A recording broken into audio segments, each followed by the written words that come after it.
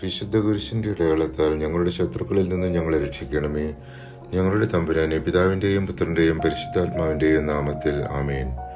യേശയ്യ 50-ാം 3-ാം തിരുവചനത്തിൽ നാം ഇപ്രകാരം വായിക്കുന്നു: ഞാൻ വന്നപ്പോൾ അവിടെ ആരുമില്ലായിരുന്നത് എന്തുകൊണ്ട്?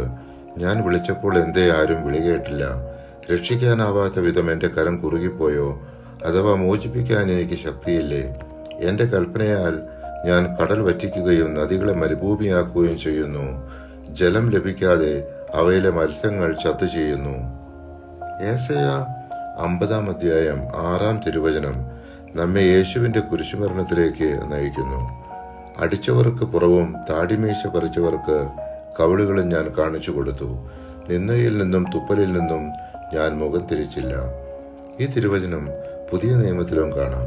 വിശുദ്ധ മത്തായിയുടെ സുവിശേഷം 26-ാം അധ്യായം 67-ാം തിരുവചനം: അനന്തരം അവർ അവന്റെ മുഖത്ത് തുപ്പുകയും അവനെ അടിക്കുകയും ചെയ്തു. വിശുദ്ധ മാർക്കോസിന്റെ സുവിശേഷം 15-ാം അധ്യായം 19-ാം തിരുവചനം: പിന്നീട് ഞാങ്ങണ കൊണ്ട് അവന്റെ ശിരസിലടിക്കുകയും അവന്റെ മേൽ തുപ്പുകയും മുട്ടുകുത്തി അവനെ പ്രണമിക്കുകയും ചെയ്തു. യേശയ്യ 51-ാം അധ്യായത്തിൽ ദൈവം തന്റെ ജനത്തെ ആശ്വസിപ്പിക്കുന്നു.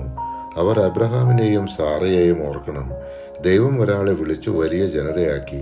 അതുപോലെ ദൈവം തന്റെ ജനത്തെ ആശ്വസിപ്പിക്കുകയും അവരെ പുതുക്കുകയും ചെയ്യും. ദൈവത്തിന്റെ രക്ഷയും നീതിയും സ്ഥിരമായിരിക്കും. മനുഷ്യരുടെ ഭയം വേണ്ട. ദൈവത്തിന്റെ ശക്തി അവരെ രക്ഷിക്കും. സിയോൻ ജനങ്ങൾ ദൈവത്തിന്റെ കയ്യിൽ നിന്ന് ആശ്വാസം ലഭിക്കും. അവരുടെ ശത്രുക്കൾ ഇല്ലാതാകും. കർത്താവിനെ അന്വേഷിക്കുന്നവരെ, രക്ഷ തേടുന്നവരെ, എന്റെ വാക്ക് കേൾക്കുവിൻ. നിങ്ങളെ വെട്ടിയെടുത്ത പാറയിലേക്കും നിങ്ങളെ കുഴിച്ചെടുത്ത ഖനിഗർഭത്തിലേക്കും നോക്കുവിൻ.